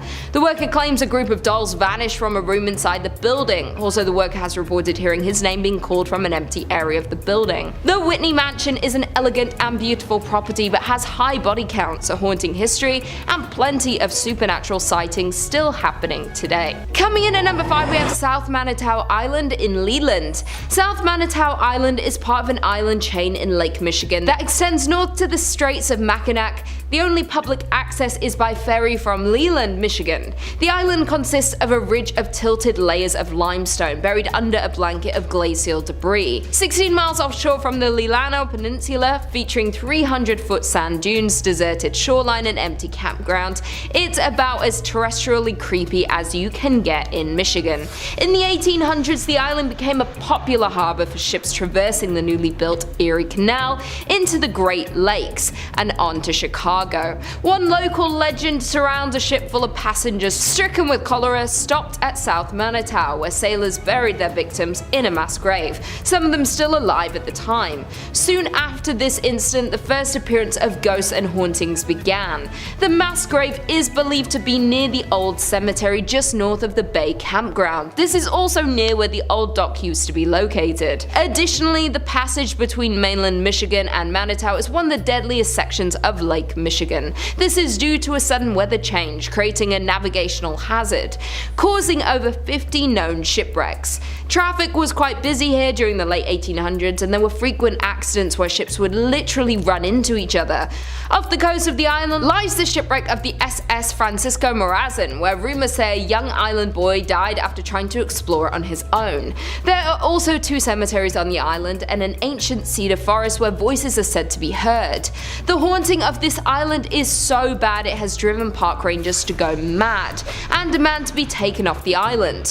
One ranger even confessed to hearing voices, footsteps, and slamming of doors inside buildings that were otherwise unoccupied. Coming in at number 4, we have Masonic Temple. With over 16 floors and 1,000 rooms, this Gothic temple is one of the most striking buildings in Detroit. Furthermore, this is the largest Masonic temple in the world. According to rumors, there are hidden passageways, rooms, and staircases, so be careful as you might get lost quite quickly within the walls of this temple. The most famous urban myth associated with the temple is that of the architect George D. Mason. Legend has it that Mason went bankrupt funding the construction of the temple. He was going through financial difficulties and was very close to foreclosure. Due to this stress, George D. jumped to his death from the roof. This story will back up the fact that many reports of a ghost climbing the steps to the roof of the building as if stuck in a loop of his darkest moment. Even scarier, additionally, guards frequently find the door to the roof unlocked, even when it was just checked moments earlier. Additionally, the temple has various cold spots and doors are reported to close suddenly. One of the roof doors is said to swing open just moments after it is locked by a watchman. Many people report the feeling of being watched while inside of the building. Number 3 on this list is Fort Fisher. Fort Fisher was a critical fort during the American Civil War. It was used by the Confederate Army and was pretty instrumental for them from 1861 to 1865. This fort was used to protect an important trade post there that the Army needed. They defended this place for those 4 years, but then in 1865, the Union Army came in and was finally able to capture it. This battle was a very bloody one and was actually huge for the Union Army and the overall scope of the war. Apparently there was a lot of death at this fort, and that death, it's never really gone away. Now this fort is teeming with paranormal activity. Visitors will often report hearing gunshots coming from thin air, the sounds of many footsteps all running at once as if people were charging ahead. Orbs of energy appear in front of them from no apparent source. There are two very famous ghosts that haunt this place as well, Robert E. Harrell and General William Whitling. Robert was apparently an outcast who died under mysterious circumstances and has not been able to rest since. The general was actually taken prisoner and killed at Fort Columbus, but he returned to this place because he feels regret for how he failed in life. He was apparently responsible for defending this place and was not capable of doing so. A very haunted fort that I wouldn't recommend going to. Number 2 on this list is Lydia's Bridge. Who is Lydia and why does she have a bridge and why is it haunted? Well, Lydia is quite the famous ghost. This is a true ghost. Like when you think of a ghost and a ghost story, this meets all the criteria for a good one. Spectrum Local News says people traveling between Jamestown and Greensboro on US Highway 70A said they've encountered the ghost of Lydia, a hitchhiker. If she's picked up, she gets into the car and vanishes before she reaches the requested destination. Various versions of the Lydia legend have been passed along over the years, and there are apparently 11 different versions of the story that are set in North Carolina. It's common for folks to go ghost hunting for Lydia near the bridge. In the book Looking for Lydia, historians Michael Reniger and Amy Greer cite the 1923 death of Annie C. Johnson as the real-life Lydia who died after a car flipped in 1920. That is a story with some history, man. Literally since the 1920s this has been going on, and there are 11 different versions of the story. A story like this isn't just made up. It's not just something that one person posted on Creepypasta that became a thing. No, this has been part of the identity of North Carolina for a century. Countless people have picked up this woman and then had her disappear right before their very eyes. Car accidents have happened from people driving this woman and then getting so shocked that they spin off the road when she disappears. Lydia, or Annie, is a real ghost who stalks drivers along this road and especially this bridge. Although she isn't inherently evil in nature, as I said before, accidents have happened when people realize they were just driving a ghost around. I have no idea where Lydia is trying to get to, but trust me, you probably don't want to be the person to take her there. And finally, number 1 on this list is the Devil's Tramping Grounds. This is in reference to a very strange patch of soil in North Carolina. For decades, this circle of dirt has allowed nothing to grow on it at all, whilst the area surrounding it is home to luscious wildlife. The Sun Journal says regional legend maintains that Satan frequents the area on his nightly walks, pacing the circle as he contemplates his nefarious deeds. Normal vegetation surrounds the circle, but only a wiry grass grows inside it, and no plant life of any kind can be found on the path itself. Visitors have also claimed to see red glowing eyes in the circle. Now there could be any number of reasons for why nothing is growing on this patch of dirt. Simply because an area of land cannot grow wildlife doesn't automatically mean the devil himself has anything to do with it. But throw in the fact that there are 2 red glowing eyes there, plus a few other creepy occurrences, and we might just have something demonic afoot. Locals have reported putting objects in the center of the circle, then coming back a little while later and having those same items moved outside the circle, as if someone or something did this deliberately. The thinking is that this circle is a place used by the devil to dance or to perform rituals that we don't understand. Having things inside his circle of death doesn't make for a great dancing spot or sacrificial zone, so those things need to get moved. That's why we see the red eyes in the night and there's an overwhelming sensation of dread in the area. It's the devil doing his devilish things. A daring reporter actually decided to test this theory one evening and slept in the exact spot in a tent. He said that the entire evening he heard the distinct sounds of dancing footprints outside his tent, but couldn't spot anything when he looked out. My dude literally could have been like 1 foot away from the actual devil. No idea how he managed to make it through the entire night, but honestly, solid respect. Either way, this guy's story is an exception, not the norm. I'd avoid this place at all costs, cause if you don't, The devil might actually make you pay for it. Number 5 on this list is the Carolina Inn. This inn has actually been voted one of the most haunted in America by a few different lists. The University of North Carolina says the Carolina Inn was built in 1924 and quickly became a popular hotel for visitors and graduates of the university. In 1948, the Carolina Inn's most long-lasting guests checked in and apparently never left. Dr. William Jacox was a fun-loving man with a witty sense of humor, had recently retired from practicing medicine, and decided to make the Carolina Inn his final home. He lived in room 252 for 17 years before his death in 1965. As shared by the Carolina Inn, guests that have stayed in Jacox's old room report being inexplicably locked out of the suite. One time, the lock was so stubborn that a workman had to use a ladder to break into the room. Visitors have also noticed strange occurrences such as messy bath mats and previously closed curtains being pulled wide open. Some have encountered the smell of freshly cut flowers despite none being in the room and felt their bodies become strangely cold for no apparent reason. This is only part of the stuff that goes down at this room as well, guys. Some people have reported seeing a poorly dressed man approach them looking for an unlocked door, and then if they show it to him, he runs away screaming. It's thought that this is the ghost of Dr. William Jacox. I don't know why unlocked doors scare this dude so much, but anyone who's gonna spend 17 years in this hotel is probably a bit of a weird dude. Unless you want to deal with a crazy old doctor ghost messing with you all vacation, I'd stay at a different inn. Number 4 on this list is the New Hanover County Library. I don't know why, guys, but something about haunted libraries is just so intriguing to me. Like, it just seems so mystical and mysterious, I guess. This haunted library is located right in Wilmington. There is a woman that haunts this place who's believed to be a patron. Apparently, she used to donate quite generously to this library and in death doesn't want to leave it behind. She isn't the only ghost that walks the halls here and haunts the books. There's a male poltergeist who makes his presence quite known as well.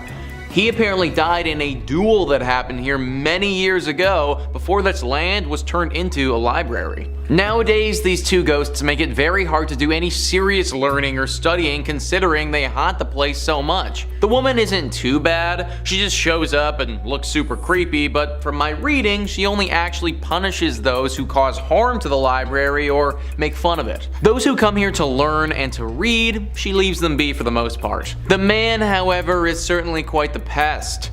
He often messes with those that come here and makes it very difficult for people to accomplish anything. I love libraries, I think that we should all go to them more often, but maybe just not this one specifically. Number 3 on this list is Westgate. So I am actually breaking the rules with this one a little bit because I think that you should definitely visit this place if you have the money. Thrillist says some Las Vegas residencies never quite end. Elvis Presley redefined what it meant to be a superstar entertainer in this town with more than 600 shows over 7 years at the International Hotel, which became the Las Vegas Hilton and is now the Westgate. The property continues to honor the king with a statue in the hotel lobby. Although Elvis passed away in Memphis, some believe his soul remains in Vegas with his ghost haunting the Westgate International Theater and a lavish rooftop villa the singer called home whenever he was in town. It's not cheap, but you can book the penthouse yourself. Just call the desk and ask for the Elvis suite. I don't care how creepy it may be or how scary he would look, but if there is an opportunity to see the ghost of Elvis, then that is absolutely something that I definitely want to cash in on. Imagine you pull up to your hotel room after a night of drinking and then you get to have a late night conversation with one of the greatest rock stars of all time ever. I don't think that Elvis would be the type of dude to hurt you or anything like that, even in ghost form. So as long as it's safe to do so, count me the heck in, dude. I want to go to Vegas and party with the ghost of Elvis. Number 2 on this list is Las Vegas Academy of the Arts. As somebody who graduated university for acting, and art school being haunted is just a tad bit triggering. Thrillist says the Las Vegas Academy of the Arts is a magnet school that specializes in music, theater, and other fine arts. Yet its legacy dates back to 1931 when it was known simply as Las Vegas High School, the first official high school in Las Vegas. The site has seen its share of renovations over the years, although 2 of its 3 original buildings remain on campus with their sturdy brick exteriors still in place. Generations of students have swapped stories about Mr. Petrie, a ghost that roams the hallways and haunts the school's theater. Some claim to hear strange noises or feel a chill, especially when rehearsals carry over to evening hours. So, who is Mr. Petrie? Some believe he was a former teacher. Others claim he owned a home that previously stood on the site of the school and burned down in a mysterious fire. Nobody knows for sure. All everyone does know is that Mr. Petrie is a menace. Let me tell you folks, acting is hard enough as it is without some creepy ghost causing problems for you mid-monologue. And apparently he likes to do that all the time. Many shows and performances have been ruined by Mr. Petrie. And the worst part about it is that he will only show himself to one person at a time sometimes. So the lead actor will be out there doing Hamlet and then all of a sudden see a ghost in front of him causing problems. The actor will naturally freak out and lose their mind, but no one else will see the ghost. They'll just see the actor on stage losing it. Which kind of makes the actor look like a bumbling idiot, but really they're getting attacked by some ghost. Try a different art school if you're looking for an artistic education. Number 1 on this list is Bally's. If Trivago or any other site like that tries to recommend you stay at Bally's, don't fall for it, guys. Thrillist says the worst fire in Nevada history tore through the old MGM Grand Hotel on November 21st, 1980. The blaze killed 87 people, mostly due to smoke inhalation, while helicopters rescued survivors from the roof. The property was eventually sold and renamed Bally's, while a new version of the MGM Grand reopened a few blocks south on the Strip. The tower engulfed in the fire is still part of the hotel, and guests sometimes claim to see unusual shadows in hallways, hear strange noises, and notice furniture that mysteriously moves in the rooms, especially on higher floors that saw the worst of the flames. Many believe the strange activity is caused by the spirits of those who didn't survive the tragedy. 87 people dying in a tragedy like that is always going to leave something terrible behind, and that's what we have here. 87 spirits are now restlessly floating around in purgatory at this place. They tried to remodel and change the name and forget everything that happened, but an incident like that cannot be forgotten. The people who died and their spirits, they can't be forgotten. They're still there to this day, haunting the place and trying to seek help. Many of the reports haven't talked about these ghosts being evil, but just being misunderstood and trying to get out of this place. They didn't ask to die in a fire, and they also didn't ask to be left in this purgatory place forever. I would imagine that they want to move on, they just don't know how to get free of this. Hopefully someone can figure out a way to save these souls and let them pass on for good. Number 5 on this list is the Zach Bagans Haunted Museum. Most haunted museums, or anything like that, are all kind of phony and corny. This one though, this isn't for the faint of heart. Thrillist says when Zach Bagans opened the Haunted Museum in Las Vegas, he did his homework and picked the creepiest place possible. The attraction is inside an old Victorian home that dates back to 1938.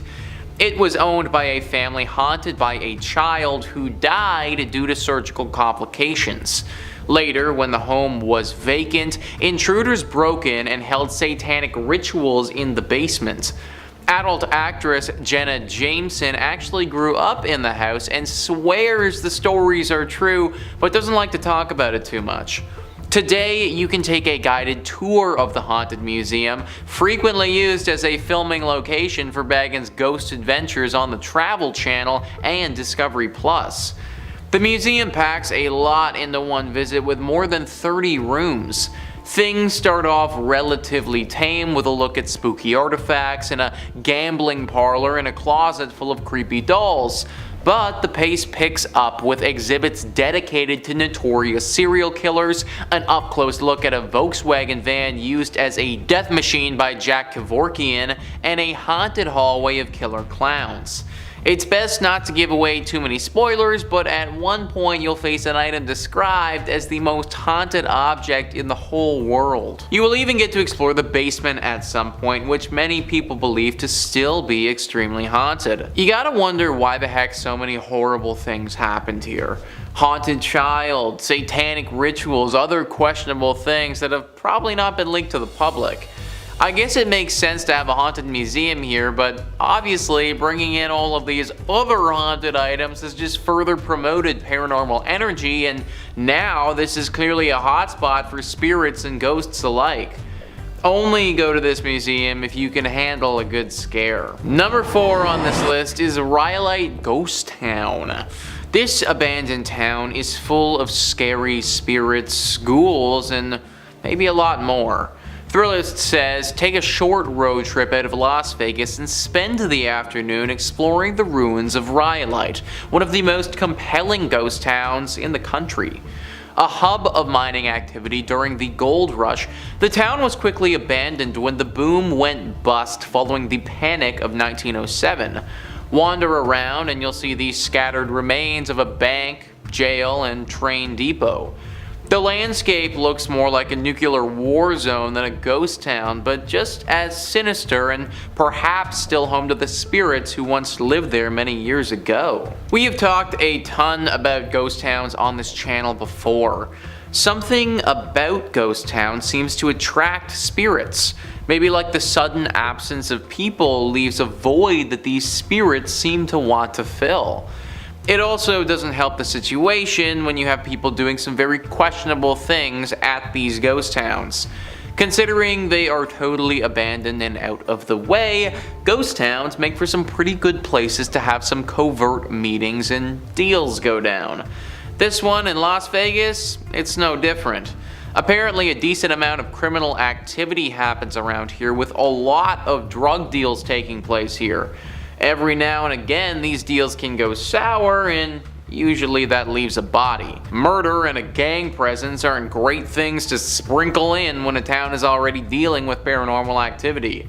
For safety purposes, I recommend staying away from this town at all costs. Number 3 on this list is Central City Masonic Cemetery. Of course we had to have a cemetery on this list. No haunted place list would be complete without at least one of them. Thrillist says, founded as a mining town in the late 1800s, Central City is now known as a destination for those looking to head to the hills for a gambling fix in the casinos that now dot the area. But one thing hasn't changed. The woman in black who twice a year appears in this hilltop cemetery above the town. Known as the Columbine Lady, she comes to visit the grave of John Cameron, a prominent former resident of Central City who died in 1884. Some believe she is his fiancée, appearing to leave flowers for her lost love on November 1st, the anniversary of Cameron's death, and April 5th, a date for which the significance remains a mystery, much like the woman herself. This place is safe to go to if, of course, you do not go during these times. She's been coming for a long time, and anyone who tried to interfere with her has had to pay the price. Now, people kind of suspect that she was in a relationship with John Cameron, but there's also another theory. Many people think that John actually wronged her in his life, and that this woman in black comes twice a year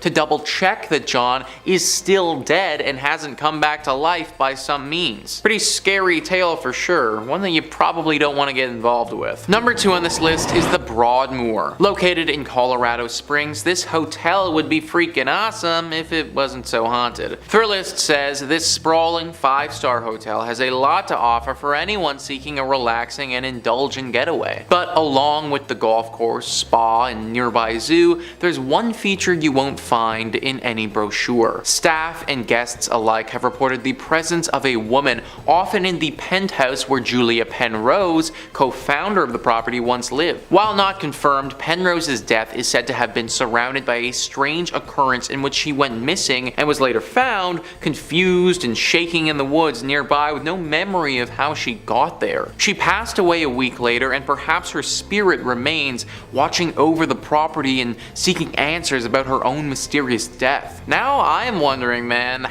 how did Penrose die? Like, this whole story feels like a movie or something like that. I truly think somebody needs to get in here and investigate what the heck happened here. Because, like, should we be scared of the region because this is gonna happen again? Was Julia doing something specific before she disappeared, and should we avoid doing that thing? There are just so many questions that need to be answered here, and sadly I can't do it from the comfort of Toronto. That being said, I'm also not trying to end up like Julia, and therefore will be leaving this job to somebody far more qualified. And finally, number 1 on this list is the Highlands Ranch Mansion. A truly picturesque mansion, one that's been standing for over 100 years and one that's home to a ghostly spirit. Thrillist says this sprawling stone mansion, built in 1891, is often rented for weddings and events due to its impressive structural beauty and picturesque prairie views. But it's also a historic property and somewhat of a museum of the times, with a bit of paranormal activity sprinkled in. The ghost of Julia Kistler, daughter of F. Kistler, who bought the property in 1926, is said to haunt the home, with visitors and staff alike reporting hearing a woman's sobs, seeing a silhouette figure moving about when the mansion was otherwise vacant, and lights sporadically turning on and off. I don't know about you guys, but during my wedding ceremony, I want to hear beautiful sounding music, not the sobs of some ghost woman thing. Apparently she's crying all the time, and this woman's emotions are not something to play with. There's a story where once several children were playing around here. There was a wedding ceremony scheduled here for later that day, and the children were off doing what kids do before the proceedings got underway. They ran into this ghost crying, and then they started to make fun of her. They were rude and definitely unkind, but they also didn't deserve what she did next. It's said that in a fit of rage, she flew inside their bodies and possessed each and every one of them for a short time, showing them things that were truly terrifying. Things that have ultimately changed those boys' lives and altered their mentality forever. Any ghost that's capable of doing something like that, that's one that I don't want to be around. Number 5 on this list is the Molly Brown House. If you live in Denver, then there is no way that you aren't familiar with this haunted place. Thrillist says you've no doubt heard of the Molly Brown House and likely passed it on the street once or twice too. Molly Brown was a notable member of Denver's elite,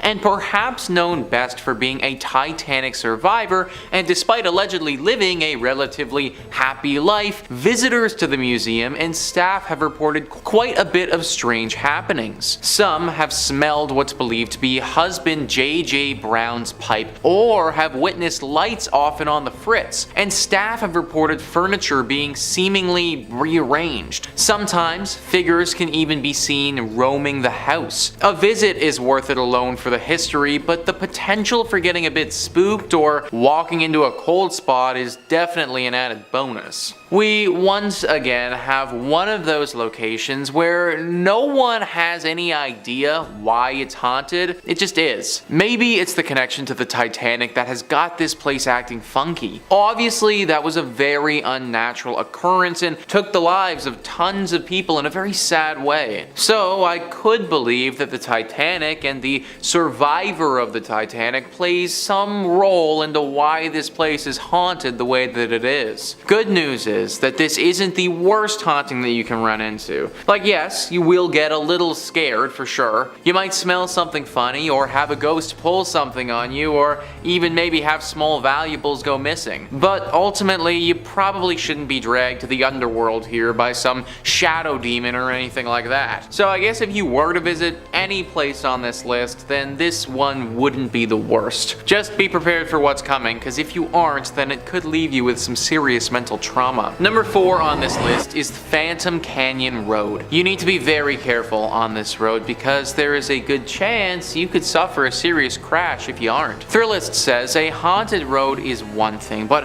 a haunted road in Colorado means you're likely on the edge of a mountain and at some serious elevation. Phantom Canyon Road is a detour off the Gold Belt Tour byway connecting Cripple Creek and Florence, and was originally the railroad for that route. As you drive along, you can clearly see the ghost towns of Wilbur, Adelaide, and Glenbrook, and legend has it that the reason for Phantom Canyon's name is credited to sightings of a man wearing a prison uniform walking along the tracks in the 1890s. The man supposedly had been executed at the Colorado State Penitentiary a few days earlier. So yeah guys, you better have your wits about you, because if you don't, this ghost might come out and startle the crap out of you, and then the next thing you know, you're gonna be face deep into a tree somewhere. It also just adds to the horror ambiance that you're driving past several ghost towns along the way. Like, of course, they just had to be on the side of the road as you're also getting stalked by this ghost prisoner. No one really knows what this prisoner wants with you, but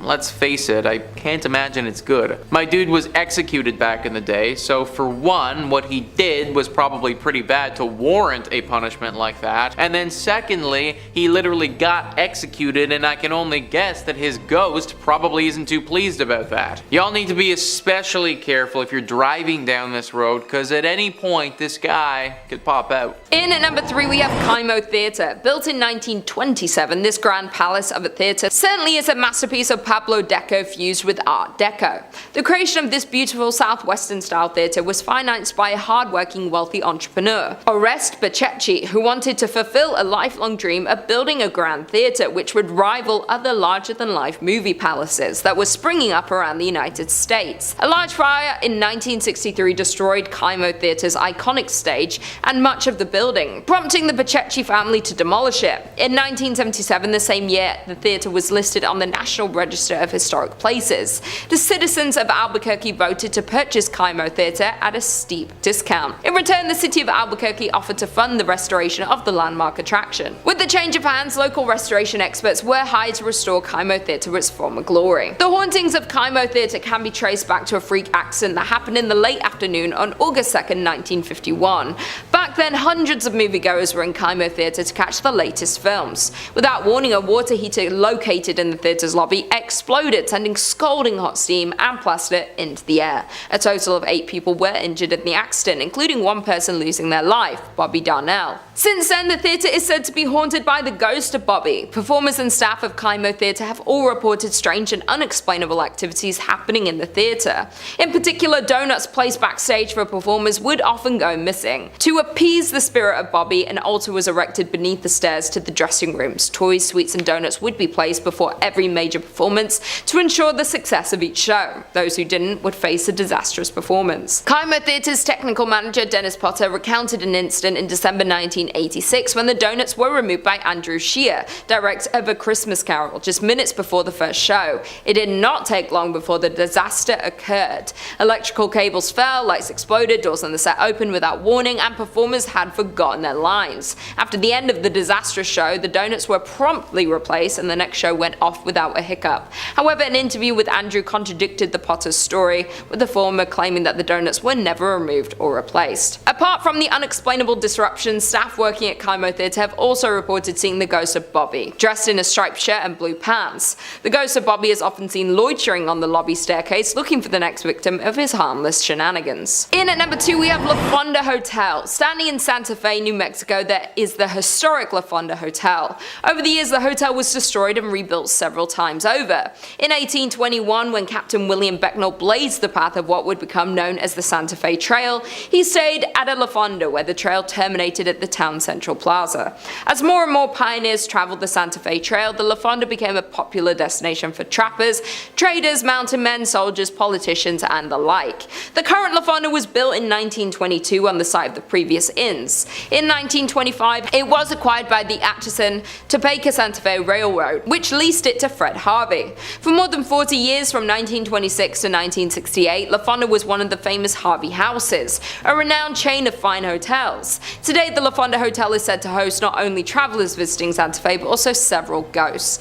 Some people believe that the Honorable Judge Slough continues to walk its hallways. However, more often reported is the ghost of the distraught salesman who jumped into the well hotel after losing all of his company's money. The hotel's dining room, called the La Plazuela, is situated directly over the old well, and both guests and staff alike have reported the sight of a ghostly figure that walks to the center of the room, then seemingly jumps into the floor and disappears. Other reported phenomena include a ghost that haunts the Santa Fe room, as well as the spirit that walks the hallways near the La Terraza, a restaurant located on the east side of the hotel's third floor. In the 1970s, a ghost reportedly called the front desk to complain that someone was walking up and down the hallway in front of his room. When an employee was sent to investigate, he saw a tall man in a long black coat disappear into a stairwell. However, when he followed him to the stairs, there was no sign of the mysterious visitor. And finally, in at number 1, we have the Luna Mansion. The Luna Mansion in Los Lunas, New Mexico is known for one thing, and it's its ghost stories. Over the years, the Luna Mansion in Los Lunas has gained a reputation as being haunted.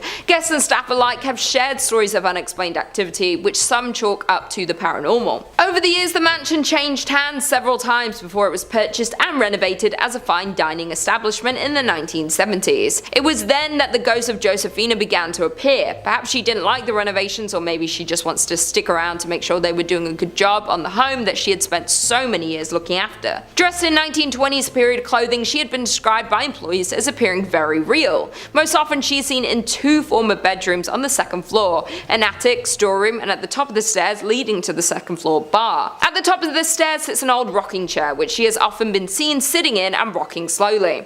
On one occasion, when an employee approached the ghost, she simply stood up and then slowly vanished. More often she is seen walking up and down the stairs, a habit that has been so commonplace that employees barely notice anymore. Where there's one spirit, others seem to follow, and more ghostly apparitions have been seen at the mansion. One of these is a former servant named Cruz, who was thought to have been a groundskeeper. Most often seen on the main level, he is said to be particularly friendly to women and children and likes to play practical jokes on the employees and patrons. On one occasion, he was seen sitting on a sofa as if waiting to be served. Dressed in vintage attire, the man was relaxing patiently when a waitress asked another staff member why he hadn't been served. However, the response was, "What man?" and when the waitress looked back to the sofa, the vintage spirit faded away.